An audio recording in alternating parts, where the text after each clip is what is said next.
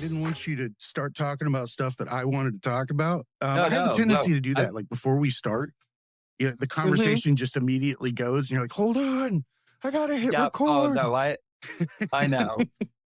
Well, I am such a talker. oh, that- so am I.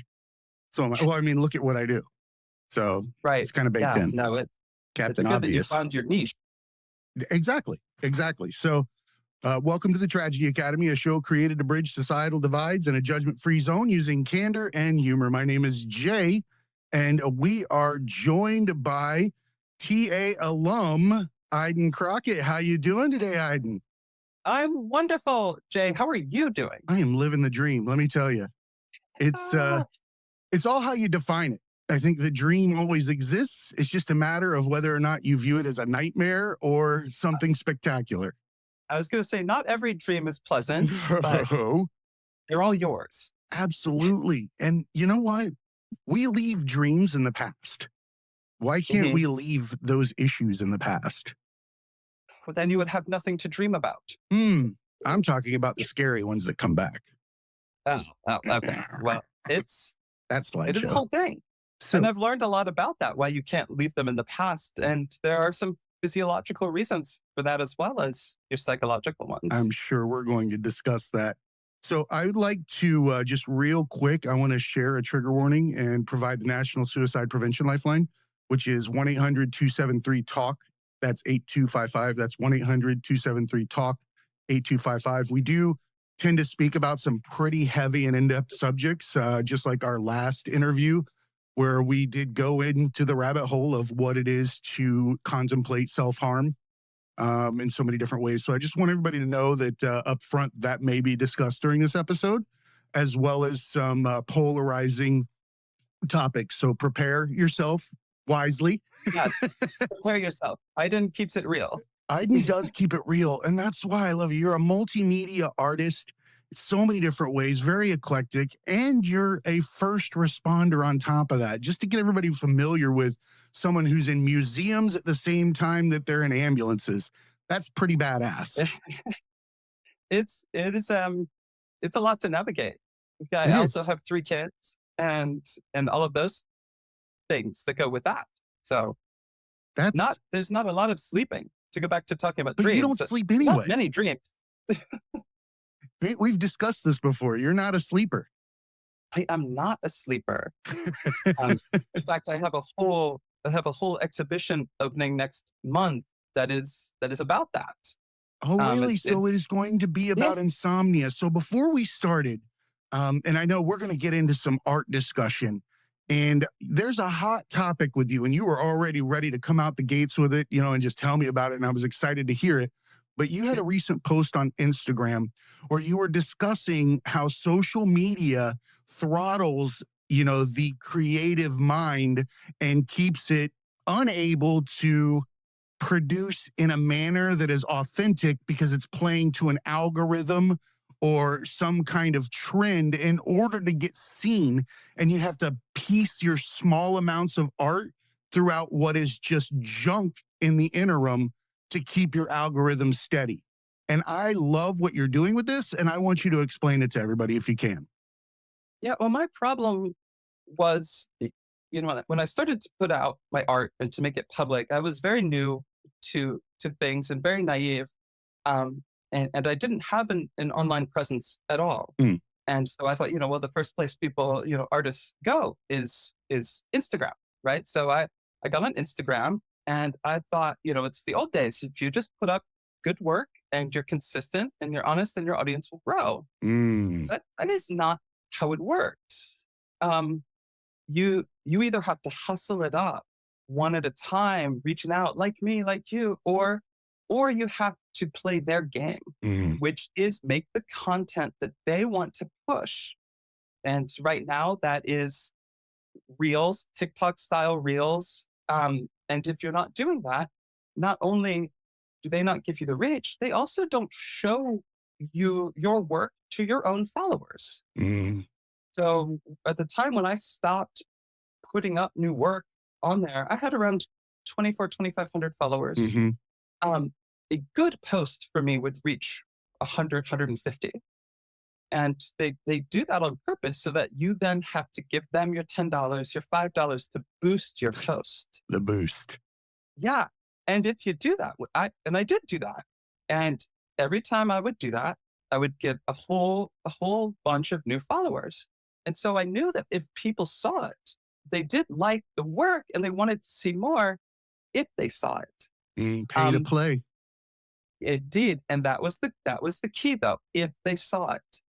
And the last straw for me was because I always did run afoul of, oh God, you showed a nipple in your art, or oh my God, you used the word suicide in your caption, and then they would hold it down, especially on Facebook. If I had the word trans in my caption, I couldn't even find my own work. It would be That's very, not it would be very surprising. doesn't post I down tend to look at that because particular platform as a yeah, cesspool it that, is. that my grandma floats on, and I have to walk around it in order to communicate with her. Like, she's Yes. not part of the And cesspool, she's floating on it. All of those older relatives are on there. So you're like, well, I got to keep my Facebook. But in reality, I wouldn't go through those threads if my life depended on it.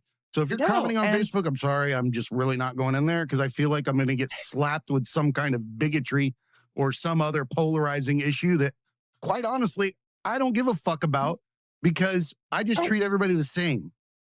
and it's not worth your trouble. It No. really isn't. I I liked Facebook because it was a convenient way for me to reach people local to me. Mm, Because most you of have a my different audience agenda on than me. Facebook was local. So if I had something going on locally, that was a great way for me to put it out. 100%. Um, I'm sorry, Jay. One second. I want to adjust this. Please do. I Let's see like if it that you works. pop back up, like almost like you were coming back to the show. You know, Here I am. okay. Let's do That was this. making me crazy. I looked like a little yin yang action there. I don't know that Oh it's man, better, you but remember the old circus where they had like the male and female like mustache on one side and then the yes. other? That was such an interesting act. Oh, and I tell you what, I lived that life. Well, I But mean, you would be the one to be able to explain that. right?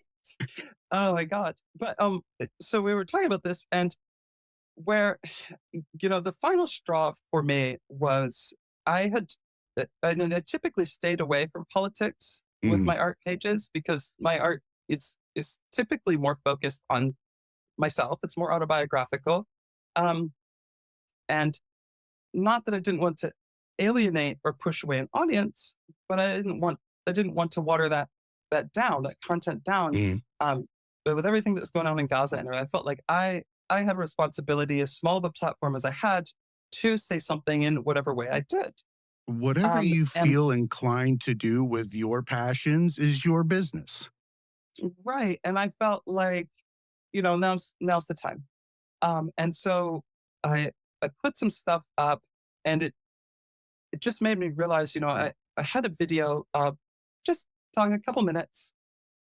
And when you have something up that's 3 minutes long and the average view time is 4.5 seconds, you start to think, wow, you can have thousands of views. And it doesn't mean crap. It really Yeah. doesn't.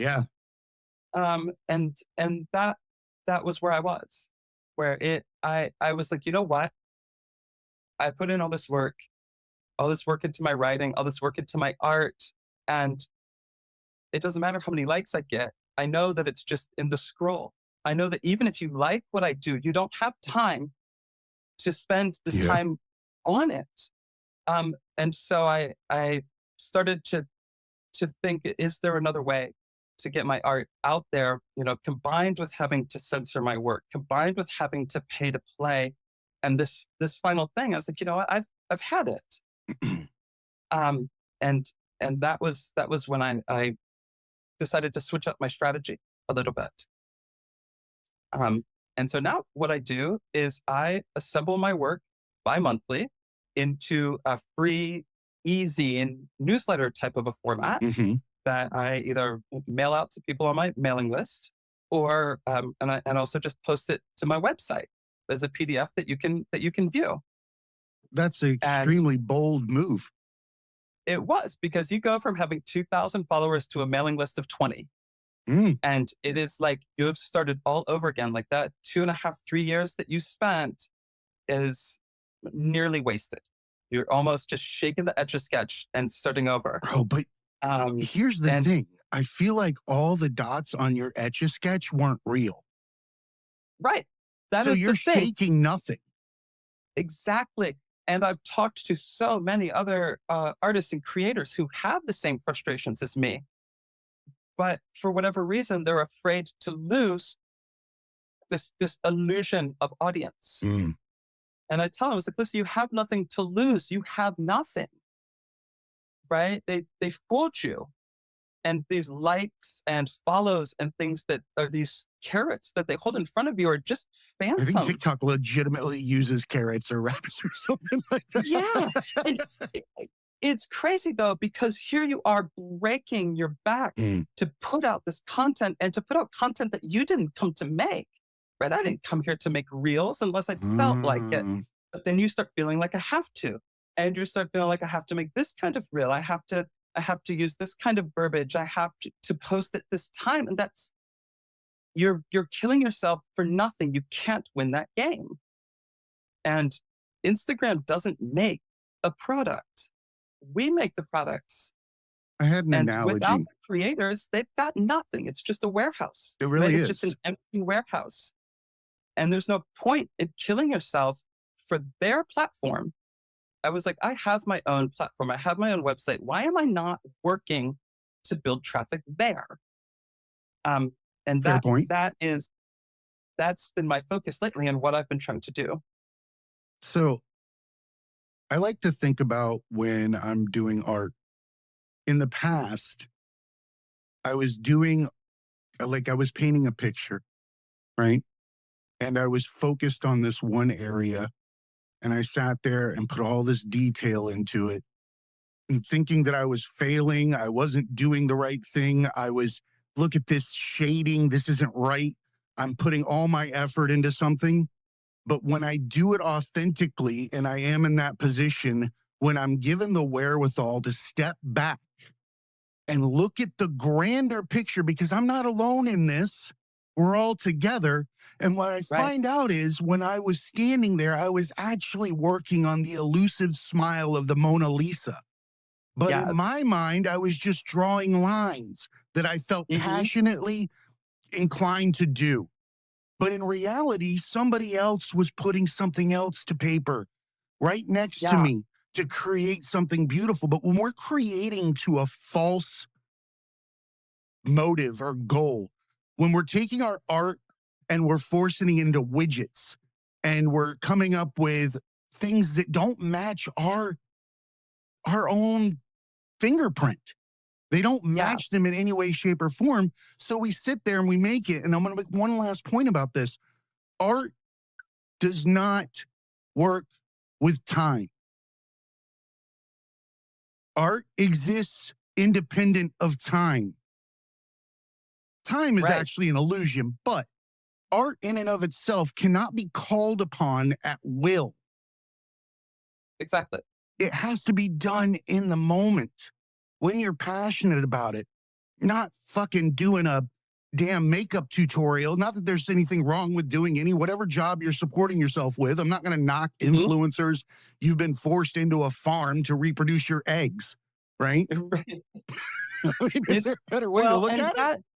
that is the point, and I think that there was still this mindset that if you build it, they will come, and that's not true anymore. All of these platforms are monetized now, Mm-hmm. and that means that they're focused on pushing content for people who can pay, and that's companies, that's advertising, that's influencers who are just commercials with a new title, and That's a that's socioeconomic divide. It's just another exactly, and form of that's based. college or some kind of elite family or upbringing. It's all the same. Yeah, and so if you are a small creator or just somebody who is not focused on that, I mean, I was spending hundreds and hundreds of hours a year on social media instead of making things. But if you can't match that level, you're not going to be able to compete. And as it becomes more a place for, they start using these algorithms and these bots, and it becomes a place for money and robots and not a place for creativity and humans. And that, I I couldn't spend my time on it anymore. And I felt like I had a new idea and I had a privileged position in that I don't need to sell my art to survive. I don't have to hustle and play. I can Mm. do it the way I want to. And maybe it will work and more people then can follow me. I can see all the reasons that you would be in this position that you're in, especially with the type of art that you create, the rawness, the polarization that it can have on the eyes. We've been Mhm. formed into a mold that requires us to be happy when we see certain things and offended when we see others based on how people look at our reactions. And that's not Yes. how you consume, right? No. Well, Art, it shouldn't be. right, agreed. But most people are more worried about the expression on their face when they're looking at the art than consuming the art, right? Yes. So for me, I feel like we have to put all of these things that we're discussing has to be addressed, but we also have to take it out of the picture of our individual artistic moments. We Hmm. cannot paint a picture looking over our shoulder at how people are perceiving it.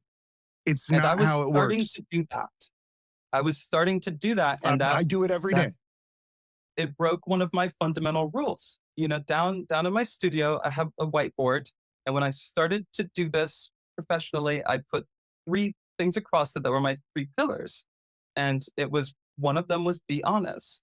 Mm. And I felt like when I was making work catered to something that I didn't feel was an honest institution, how could I be anything but dishonest?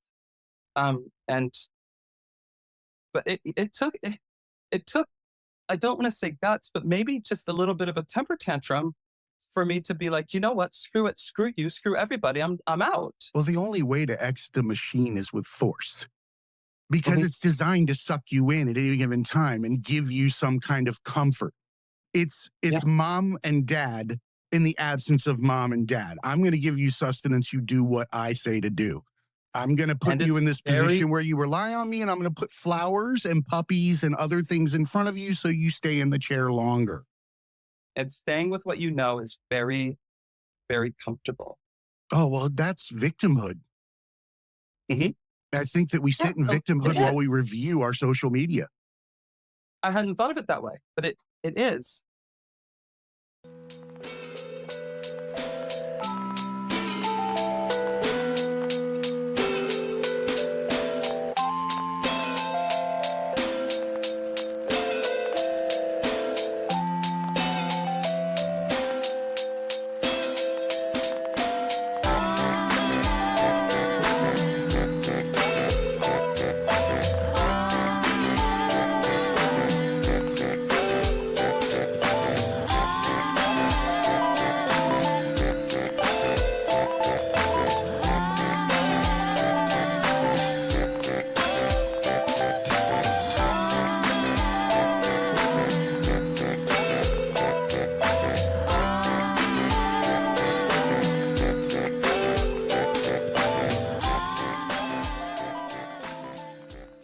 I was getting very distracted.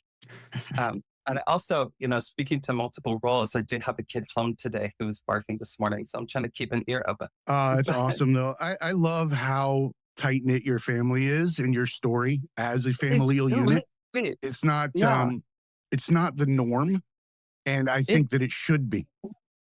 I think yeah, it should be in the way that there is no true definition outside of love for the hmm, familial unit. yeah, and it's something that closeness was something that I wanted to build because that is not something that we had in my family growing up. Mm. It's not like there was animosity. My sister and I get along fine, but we're just not close. And so, you start to realize, like, oh, it's been 3 weeks since I talked to my sister. Maybe I should send her a text or something. But in that meantime, you didn't really miss each other Mm. because you've always just sort of been apart. Um, and we wanted to work very consciously, my wife and I, to build a closeness between the kids. So, even though we had extra rooms in the house, they all slept in one room. And when we're walking, even though the youngest one is just a toddler, we all walk slow and we all keep pace with the smallest or the slowest. And we're a team always. Um, and that has started to pay off. They're incredibly tight. Almost to the point where they Oh, won't do let they each form other go to the alliances bathroom. against you? No, no, and that's the thing. That's That's the thing. coming. You know, there's I going to don't be a think they've moment. realized they haven't realized their strength, that they have strength of numbers there. They haven't realized. And they also haven't realized how weak my resolve is. I will crumble with Of course too you will. much push. Of course you will, because you love them dearly. And the Right. reward is seeing their happiness much Yeah. more than whatever it is you're giving into. Well, and my philosophy always was say yes within reason. Mm. You don't have to say yes to everything. You don't have to say no to everything, but because if you say no to everything, then they're going to find a way behind your back to get to yes. And that was what I didn't want. I didn't want sneaky kids. And I didn't want kids that felt like they had to earn every single thing that went into their mouths or every hug or whatever. I, you know, there will be times when you get something and there will be times when you don't. It doesn't hurt to ask, but it also doesn't hurt to hear no.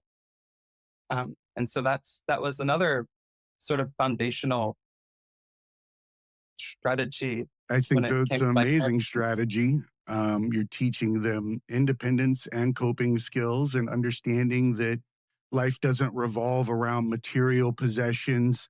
It actually revolves around being able to love yourself. Love And yourself despite what's coming from the outside in.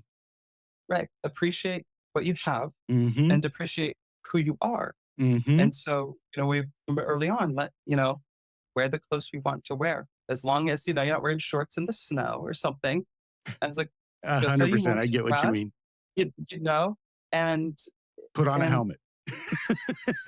it has been Put on a helmet. it's been working. I have 3 kids who don't really seem to give a crap what other people think of them and move through the world That's a confidently gift. without me standing behind them.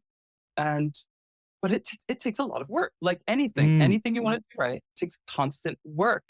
if I say yes to a dessert, I'm saying yes to a dessert for all three of the kids, and Mm. nobody's eating it until all three of them are ready to do it.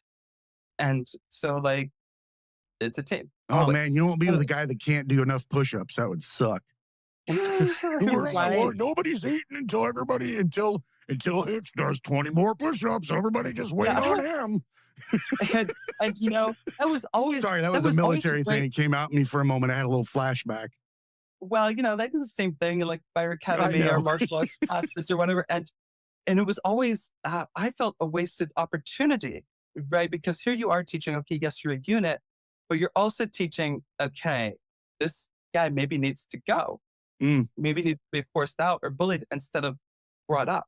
that's Um, tends to be an so instead of entire shaming you for your climate. lack of upper body strength, Yeah. they Oh, yeah. should, But you could run 100 miles and not lose your win. People don't understand that there's different gifts and talents that are brought to the table in any team scenario. If you're discounting people because they can't do one particular item, you're a dumbass. You're not using all the yeah. tools in your toolbox. Way to And if go. you Run have a around with your team, hammer all day and just you break want a shit. team of experts, right? You want a team of 5 or 6 experts in different fields with Correct. some core competencies, but you don't want 8 snipers in your platoon. Right? That doesn't make sense. It's a hell of Right? a I mean, it's, circle. yeah. And, I used to run into this in my firefighting life where, for a while we had a very unusual system where as a firefighter, where every couple of years they would get everyone together to throw up a blank roster. And based on seniority, you get to pick your shift, your station, and your position. But that was your spot for 2 years. Mm, So if you were the operator on the engine, you're operator 2 years, 200 shifts in a row. If you were the in charge paramedic, 200 shifts in a row. And muscle some memory, people, baby. right, some people had some pushback from that, but I thought that was actually an excellent system because it forced you being into those experts. Your paramedic was an expert paramedic. Your operator was an expert operator.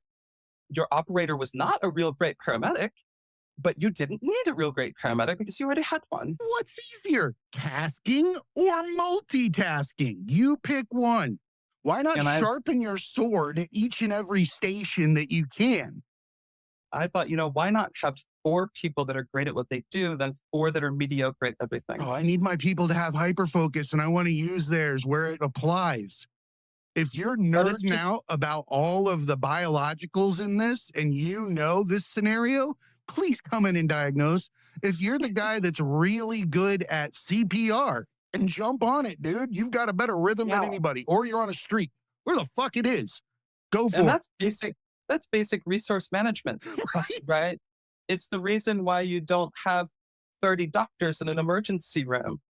Well, now You there's need Google, so I would need our argue that there's, there's more than the 30 of fewer the these. better. But an But educated patient is not something that you should take lightly because they oh know themselves from the inside out, not the outside in.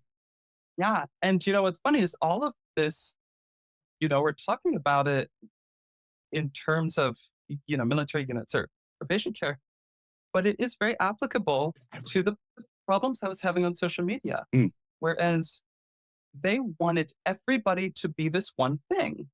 And that isn't what made their platform stand out. If everybody wants to be TikTok, then what have you got? All you have is TikTok and imitation TikTok, and you've lost what Instagram was. You've lost what YouTube was. And those things were great at what they did. Um, and it's very frustrating to me because I saw so many very, very skilled people, songwriters, poets, Mm. musicians, artists of every kind. And you'd look at their work and be like, this is incredible. And you'd click to their page and I was like, they have 300 followers? I was like, that's criminal. And that's, I realized that was only going to get worse. And it was starting to make me feel very badly about myself because I was putting up work that I was very proud of. Mm. Um, Self And it would go value out nowhere. of that follower count too is really something difficult not to, focus on. Hmm. Absolutely. And I was starting to set follower counts as Mm, goals, as career milestones. And I realized, you know what? You you can have a million followers. If none of them buy your art, then you know, I'm sorry, end of the day, it's not a good career move. And if you can't you're connect with them saturating the market. personally, right. And my art isn't for a commercial, it's for a personal market. And in personal connection is what I was seeking. And honestly, even with a small account, I couldn't find it anymore.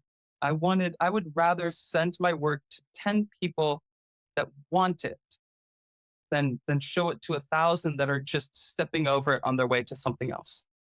You know, I'd love to get your thoughts on this. We've known each other for a couple of years now. We've seen each other's art. Mhm. We've watched each other grow since you've been on the show. I'm very proud of you, by the way, for what I've seen Thank you you. stand up and do. Um, a lot of this obviously resonates with me because I have to work in social media as well. Um, I have so many issues around things that we've discussed with body dysmorphia and, my self worth when it comes to being on camera and that type of thing. Um, this show is where I developed my art, my music, my graphic design, my video work, all that kind of stuff. And I also made the commitment to being authentic, right, Mhm. at all times, to continue to be myself and that my message will resonate when it needs to resonate. That I'm throwing keys and they'll unlock the locks that they need to when they're supposed to, and you'll catch up or be beside me or ahead of me or whatever it is, right? But there are those trends. There's all those algorithms, right? All these things that force you to create types of content. I bought a goddamn teleprompter, right? I did. Like, I Yeah. hate that I had to do that. But because you have to talk a certain way and put out certain content and all this shit, you have to Mhm. make sure that it looks fucking perfect. And I understand people are going to say, no, it doesn't matter if you're just real and you make whatever. Yeah, dude, Mhm. it's not that way. Not everybody gets a fucking Grammy for one goddamn video and then Right. rides out the fucking residuals. It's not how it Mhm. works, Yes. It isn't right? how it works at all. So I'm sitting here grinding and I'm putting out different types of content and I love what I do. And I haven't gone into the pay to play. I've almost looked at it like, fuck you. Mhm. When they see it, they see it. And it is hard because you've It seen like is. my level of content. I don't like to be I don't sit here and gloat and, pretend like I'm better than anybody else, but I've put 4.5 fucking years into this brand and Yeah, designing how it looks, and I know it looks fucking good. I it get does. It's compliments you have a from some of the beautiful top product. producers out there, yet I don't have the downloads or the followers that they would expect me to. Not that we're doing bad, but No. I had somebody come on one of our lives the other because we're testing. Been testing a lot of our equipment and trying to get the right setup. You know me, I'm meticulous. Set up Mhm. our live, and somebody showed up in it. We didn't advertise it. And he's like, this is fucking amazing. Am I early? I was like, well, that was a compliment and an insult right at the same I time. know. Oh my god, and I know that feeling I was like, too. thank you, I think. When you get that comment, like, like, "Oh, this is great. How are you not famous? This is great. How do you not have 1,000,000 followers?" I was like, "I'll tell you how. You didn't buy it. Right. This is America, and I don't care what they tell you. We don't reward greatness and we don't reward individuality until it's already become mainstream. Mm. You have to already have proven yourself if you're going to be famous as a new type of a thing. Um, and you, Are we trying to be a at least, thumb when we should be a finger? A and, thumbprint when we're and, supposed to be a fingerprint? well, and let me tell you, I have way more use for a finger than I do for a thumb. Well, I don't know, man. There's a. But, and my thing was that you can get trapped in this goal that they try to sell you, this goal of fame, this goal of numbers. And I think for you and me, that is not why we do this. No. We do this because we have something to say. And if I'm not saying it, then why am I here?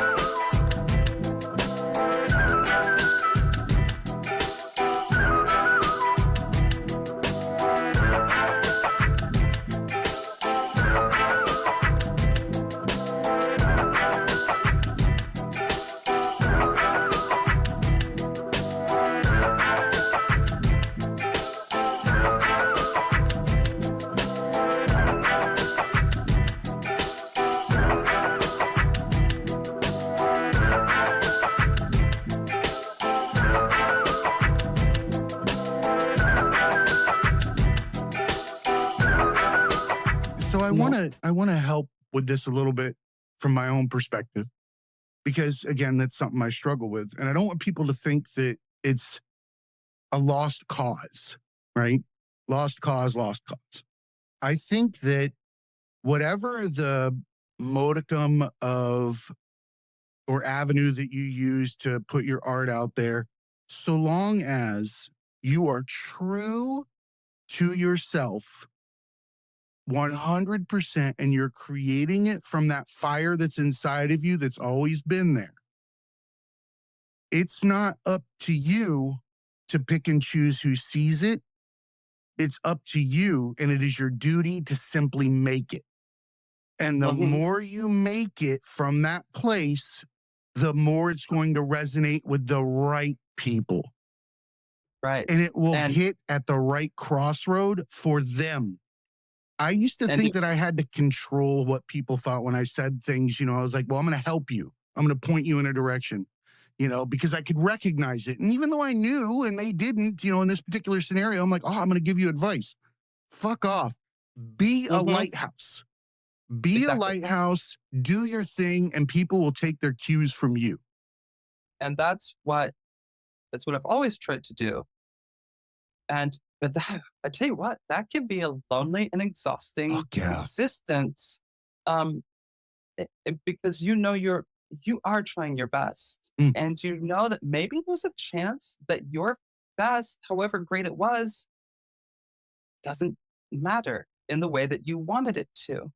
I like I said, I decided this work I was doing is good and it's important. And I thought if I want it to reach people, I need to be responsible for reaching people. mm. I need to go out like old school and get to my own audience. I got to get back out on the street corner. I can't just sit in bed on my phone and say, "Hey, I'm a genius. Come pay me." So maybe you're recognizing your true position in how you bring your art to fruition, and that yours requires not just pencil to paper or brush to canvas. You have a duty to utilize your voice in Hmm. conjunction with your art at the same time. It does not resonate without the translation sometimes because language is the great divider and so is perception of art. Like you don't know what somebody feels when they see things because you don't know the prescription of their glasses. Their Right. lenses are different. They're going to see it different than you. And it's part of what's beautiful about art, um, is the fact that it can be a conversation. Mm, I can make this thing that is about me and about things that are filtered through my mind and experience. I show it to you, and it's out of my hands. You're going to see it, and you're going to filter it through your eyes, and now it's a conversation. And to me, that is the difference between art and craft. mm, Is this conversation? I feel like my art was not art until I showed it to somebody. And then Ooh, and then it how do you became feel this about that now? conversation. I still feel that way. You I feel feel it's like not art until the eyes of another looks at it? so, and I don't mean to think I don't want the word art to Okay, okay, equal fair enough. a You know I we don't want love it to to be challenge each other. qualitative. Yeah, I don't want it to be a qualitative word, Okay, good. right? Like your creations can be very skillful. They can be very satisfying to you. But when I look for a definition of what is art, what makes this thing art and that thing not, to me, it is the communication. And, you know, maybe your work will survive you and communicate, but there's a reason why, the statue of David is still considered a beautiful work of art, even though it's completely out of context now for the time. It still means something to us when we filter it. And and now Michelangelo's mind is passed through our mind. And now we can write about it. We can talk about it. We can think about it. Mm.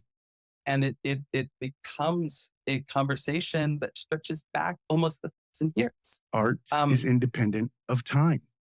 it is, except for the time it takes to make it. Not And that even is then, why because that's social just a media is such a moment. bad place for it. It's still just a Um, moment. It's still a now. It's never a past. It's never a future. So you're and always creating. You're creating in flows. You're coming and going based on your internal emotions. capturing that moment, I think, is so Ooh, important. it's surfing. Even if your work takes a lot of moments to create. I have some pieces that I spend 50, 60 hours on, but I understand. it's part of why I like to work in analog versus digital, although I have been doing a lot of digital work, is that, in that moment, I did this thing and I can't take it back. I drew this line in pen. It's there. I screwed up gluing this down and I have to work around it. It's there. Doesn't it come And out better though? I think so. I think it comes It out shows the more challenge within the art. and it shows that there was a person doing it. It shows Mm. that maybe I didn't do this right because I was stoned or maybe because I was tired or I maybe tend to because, add too my much kid was brass sick. in my mixes for music when I'm a little too high. I Exactly love right. horns. And, there is, I think, an impulse when you are an artist to try to make something flawless and to go back and cover Mm. your I mistakes. find that's a self Um, worth issue for me that I care so much about the public opinion that I'm now slaving into something that was already beautiful. the key around this is to make imperfection your brand. And then you're right on brand. Whatever mistake you make becomes something that was not a mistake, and you're 100%. Pandemic did something, had a phenomenon that I absolutely love. And it's going to sound weird. And it's around makeup, right? Mhm. People stopped where women or people stopped Yeah. wearing makeup because they weren't going out into public. And Mhm. as a whole, the society generally, it's women that are wearing makeup. And it Right. was so relieving to see them in their natural, beautiful state without wearing a fucking kabuki mask, right? How do you know who the fuck somebody is if they paint it on their face? And I'm not saying if it's art or you're doing it because you love doing it, that's something different. But if you're doing it to Right. hide your flaws, well, fuck. And it's not like we don't teach little girls that they're already flawed. We hand them a fucking makeup kit and a Barbie doll by the age of 10. Oh, look, you're a princess now. Now that you put on lipstick, you're pretty. All these Exactly. things. So what happens? You're fucking scrolling through Instagram, taking duck lip pictures for the rest of your life to get your fucking internal reward. Sorry, I Mhm. ranted for a sec. No, you know what? It can be a very vicious cycle. And this idea that you're not good how you are is one that is fundamental to American life, especially if you consider its history with Christianity and its founding. because, I don't consider myself to be a Christian, but I've heard enough and read enough that being flawed as a human is fundamental to that story 100%. for no real fault of your own. And you're already behind the curve just for being born. And we do that also in the secular world here, where we're going to show you a performer. You've never heard of them before. They've dropped this product. It's amazing. You love them. And it feels like they woke up one day, put out a beautiful song that was professionally produced, went out and performed it. And it's wrong. That person has been working their whole life. Those Hmm. producers have been working their whole lives. There's thousands of dollars behind it. There's Mm. thousands of hours behind it. They don't tell you that Tears, story. legit tears, breakdowns, crying like, fuck, I lost all this. I fucking changed this mix so much that now I can't find where I loved it before. I've completely screwed this up. It's always some kind of issue, but you are right. Embrace the fact that there are flaws in your art because the And try flaws to are the find the, fingerprint. right. Try to find the humanity in what humans are doing, I love a live because band. humanity it is a dying art. First of all, um, allowing yourself to be flawed, allowing yourself to to learn at the pace that a human learns, to work at the pace that a human works, is something that is becoming more and more problematic for people in their minds. It's not They think, "Oh acceptable my to be god, I have human. to listen to all of these podcasts on double speed. I have to, no, you don't, Hell because no. you're not a robot. My You mind is already at double speed. I don't need a podcast on it on top of Oh, it. no, crap. I was like, I have to take medicine to slow this down. Like, my therapist would be pissed at me if he knew I was cramming double Yeah, speed talk into my head. right. Well, and going back to your point about the makeup, is that right? Of course, there's nothing wrong with putting on makeup or No. dressing however you want to dress, if that's what you want to do, and if it's what you want to do that day. But if you're doing it because you feel like you have to, Mm, because you feel like if if you don't, then people's opinion of you will change, or worse, you will have violated some sort of rule. I know mm. lots of feminine people who shave their legs not because they want to, because they feel like they have to. So And stupid. same with makeup. Same because they're worried that somebody that they don't know is going to think that they're gross. Shaving your And face. my point is, if somebody thinks that about you, they are not a great person, and you should not care what bad people think about you. Oh, it gives you a red flag up front. I prefer you don't like me from jump because then I don't have to waste any time on you as a human. I met a And young man probably 2 or 3 years ago at an outlet mall. He was cleaning, he was selling that shoe cleaner. They mhm, always they're hustling, right? And this guy, he stops me, he starts talking. I'm like, "Look, dude, I'm not gonna buy fucking shoe polish. I appreciate you trying. But you he's like, okay, man, I get it. He's like, I'm just having a bad day. And I was like, what do you mean you're having a bad day? He said, well, I did something stupid yesterday and I got this diamond tattoo under my right eye. And everybody that I've looked at today looks at me different. And I think I did something wrong. And it hurt to see that in his eyes. And I'm not even sure why he felt the need to tell me that in the moment. And I looked at him and I thought about it. And I was like, bro, you did the smartest thing you could ever fucking do. You put a filter for fucked up people on your face. If anybody looks at that stupid diamond and has a problem with it, you know they're not a decent human because they're judging you for a fucking smudge, mhm. a It smudge in time. and that as a transgender person, holy crap, right? Like holy crap, because there's There's some it liberation in seems that. it seems different with the younger people, but with people my age, I'm 45. People my age and up, trans people, and especially newly coming out ones, there is so much pressure and desire to pass. And Oh, and I felt that when I started, and I thought, well, you know what? I already passed this cisgender before I started transitioning. If I didn't want anyone to know I was trans, then I should have just stayed presenting male and saved myself the trouble. I said that wasn't what I wanted. That I don't need people to know if I'm a boy or a girl. I need them to know that I'm Iden, and that's it. Um, it doesn't mean that that's easy, No, but that is what you have to do to be true to yourself. If you want to get a tattoo under your eye, even if it is a mistake, later that you regret it or whatever, that is still you. That's still your history. And it's not invalid. And you don't have to be ashamed of it. shouldn't be. And it takes so much work, though, because we said earlier, this isn't a culture that rewards individuality. Mm-mm.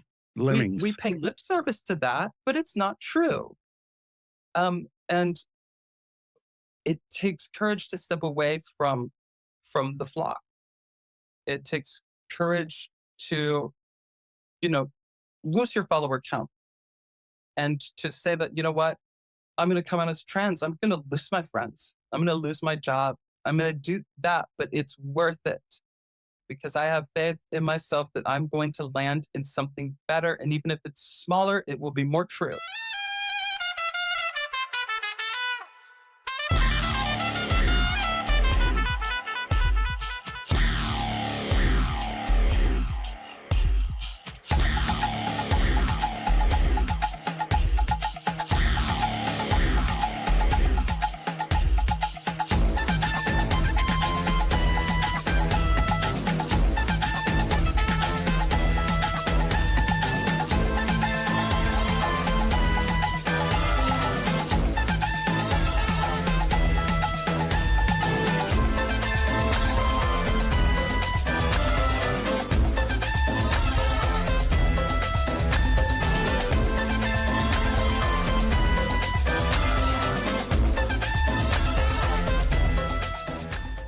For me, I feel like that's the shortest, most terrifying fall there ever is.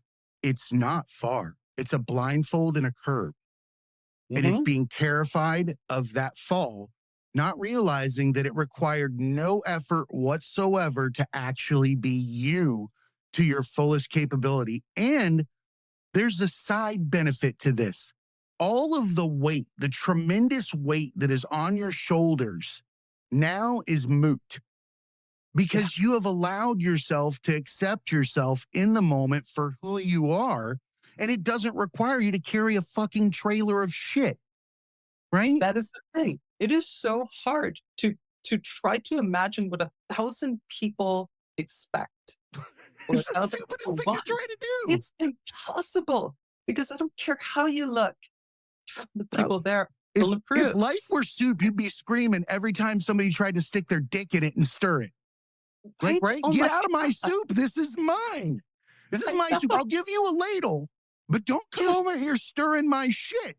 This Right. is You can put whatever authentically you want me. in that. This is my gumbo. Like, don't be, Yeah. And get out. you know what? When you really do that, when you really do step out as you for you, Mm, people recognize it. That's the reason why that kid talked to you. He needed to talk to of somebody. course. He knew that you would get it. And people do that to me all of the Same. time. I can't tell you the amount of heavy shit that strangers throw at me. And I often wonder, I'm like, what is it about my face that says, tell me your childhood abuse story? I was like, Well, no, no, no, no, no, no, no, no, no. You being you authentically shows that you're wearing the scars they have proudly, and "Mhm, they have the ability to speak to you openly because they don't feel judged. exactly. You become a safe space because when you're being yourself, it shows that you don't judge because you're not judging yourself anymore. Or if you are, you're judging yourself by your own standards. Um, and every time that happens, every time somebody does talk to me about whatever, it's always a huge honor to me. First of all, that they would trust me, and then it's also a huge responsibility though because I feel like Mm, okay, I need to respond to this in a way that doesn't shut them off for the next time. And so even if I'm like, listen, I have been awake all night long. Uh, I don't, I don't need You're this not right wrong. now. I have my own problems, right? That's not It's hard. unreasonable, but it is harmful possibly to this person who reached out to you. Yeah, that's a fine line. And we have that with the Tragedy Academy. There are people that reach out in dire straits or having gone through something. And even when they're thanking you, they're still showing you their cards, and you are going to predict their hand. And it's hard not to call their bluff in the moment. No, you're not done yet. You're reaching out and you're telling me this about your life, and you've got this opinion, but you know what? I'm further down the line and you have not crossed these extra roads. So now I feel the onus to keep my eye on you because I Mhm. know that you're going to stumble. And I got to stop putting my eye on people and just let them be there in the moment that they're there. And if they come back when they need to, because Yeah. it's so hard not to. I almost felt like I was going to sing a Boys to Men. It's so hard. It's Listen, hard you do you. not to take on somebody else's pain. And it's hard as maybe someone who knows better, who's been there, to not want to save them the trouble you've been through, It is but then hard. to realize that there is no saving them from that trouble. That trouble is the journey. And it's how you got there. If someone else had tried to do that for you, it wouldn't work. It's if you were a parent and you tried to hide your kid from all of the pain and all the disappointment in the world, when they do encounter it, what are they going to do? Right? That's part No of growing, tools. part of walking forward. Um, and it's what I strive for every day when I make my art. I have come to call this practice. I gave a talk on it last fall. I call it radical vulnerability, and the Mm, idea is to just not be ashamed of anything, not be afraid for anyone to know any part of me, and share openly, with the hopes that people who hear it will be able to be regularly vulnerable. You know, you don't have to be 100% all the time and throw it all out there, but you don't have to be you make ashamed it of it. And that's acceptable. my hope. And that's what I do with my art. That's this new show I have coming up. I've called it 4 a.m. Girl because I'm awake all of the time and I'm working all of the time. And through that work, I've come to learn quite a bit about me and about the conditions and illnesses that I have. And one of them, which has been progressing for at least a decade nearly, is this awareness that I actually have a condition that they call OSDD, which is like dissociative identity disorder, multiple Mm, personality disorder light. okay. You know, I don't lose myself. I don't I don't wake up in different places or anything, but I am not alone always. And the more that I wasn't seeing that other person and what they were doing and going through, the more conflict there was and the more separation until I felt like there was somebody here. I felt like I could hear them. And I realized that this art and this compulsion that I have to make it constantly because I do. I was drawing when you came up here. I believe it. It's because they they have to be seen. They have to be seen. Um, and so You're not wrong. That that's what this show is flame is about. there, and once you smash the glass that's been keeping it, from fruition, it Yeah. explodes. And I have to And tell you that it is your duty to make your art because mhm. you were only made one way, and to be anything different than that is a slap in the face of whomever, whatever made you, right? And and like I said, I have a duty to make it. You I do. have a duty to this other part of me to share You it. do. And this show, when I put it together, it's part retrospective.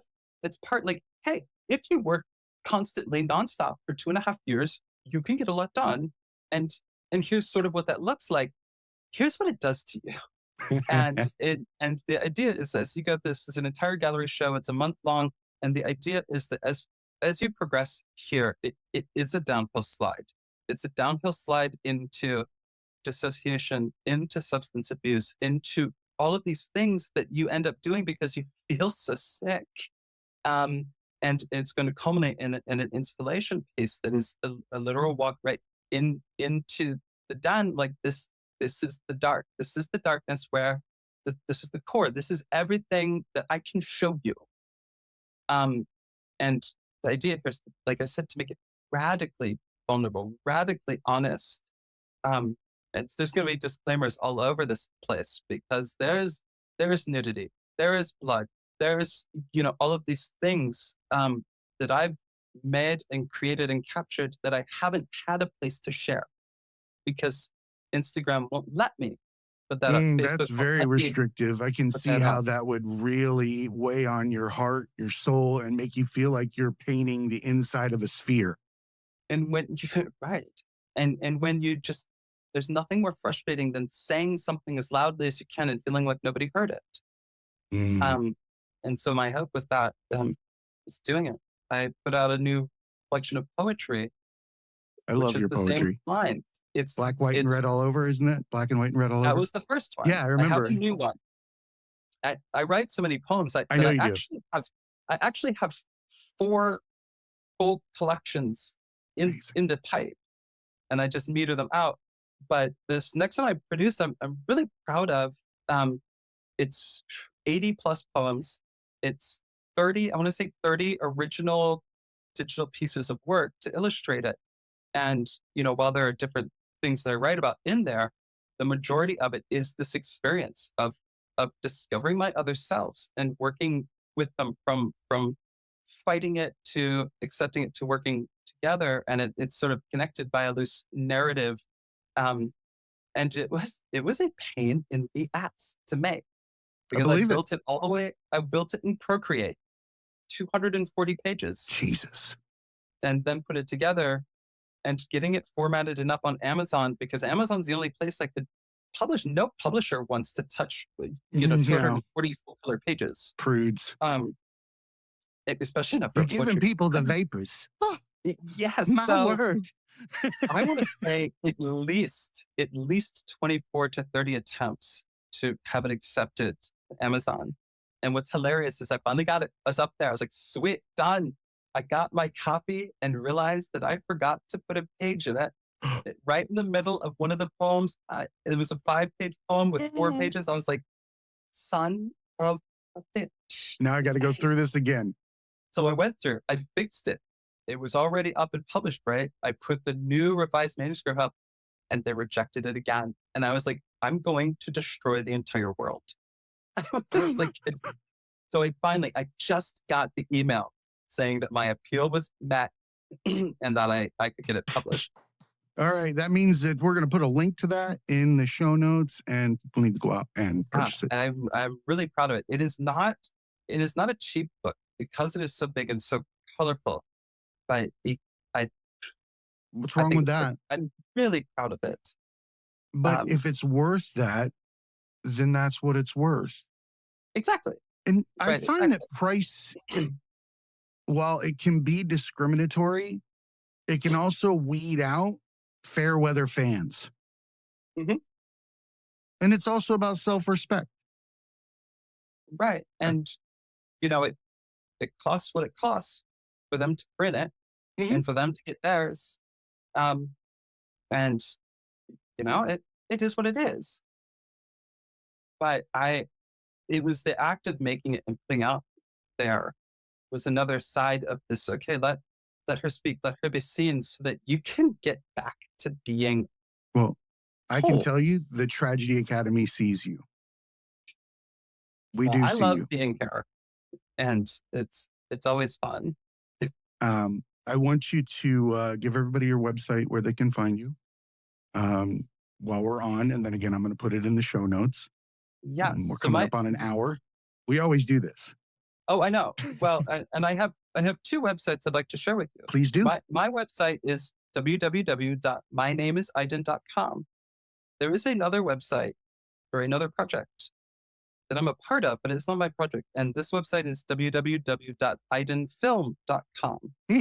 Because for the last 3.5 or more years, there has been a filmmaker following me, basically from the time I came out through now and making a documentary about See, me. I knew it. And back then I told you, I said, you have something bigger And to and so accomplish. I love this. they're finally in post-production, picking up there'll be fundraising. So as soon by the time people see this, they will be ready to accept deductible donations and things through there to finish the production of it. And like anything that involves me, it's going to be a lot. It's going to be super emotional. I asked them, I said, what is the name of your movie? Iden sits on the floor and cries, because I feel like that's 80% of the My- plate. Mine will be Jay still looking in the fridge. He's been there for a long time. That bulb's going to go out. It's the lightest, the bulb burnt out. um, but and I go back and forth being very excited to see this and to see what shakes I'm out after excited it. too for you. And then being horrified. I'm like, oh my God, what have I agreed to do?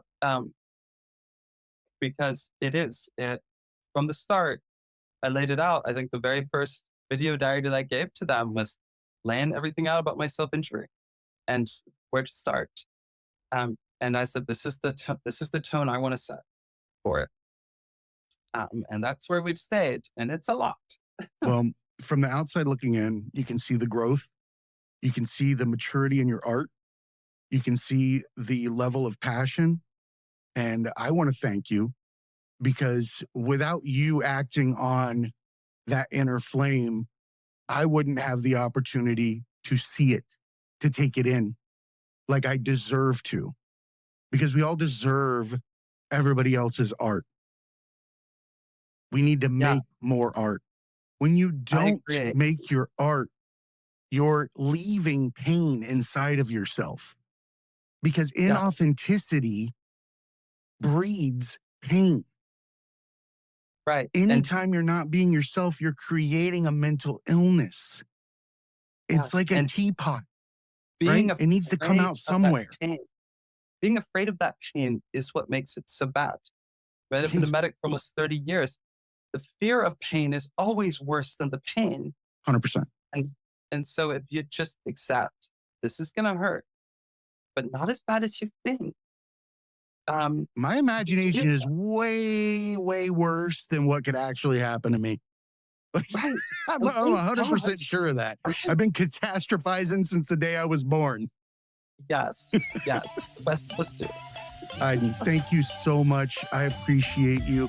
Everybody, please make sure you go check out her websites and all of her art. I cannot recommend it enough. It's raw, it's violent, it's everything you could possibly imagine, all rolled up. It's visceral. Your art Sweet, is visceral. salty, it's crunchy, it's everything for you. I love it. And remember, Thank everybody, you. Thank you again. thank you. I appreciate it. And remember, everybody, be cool and keep learning.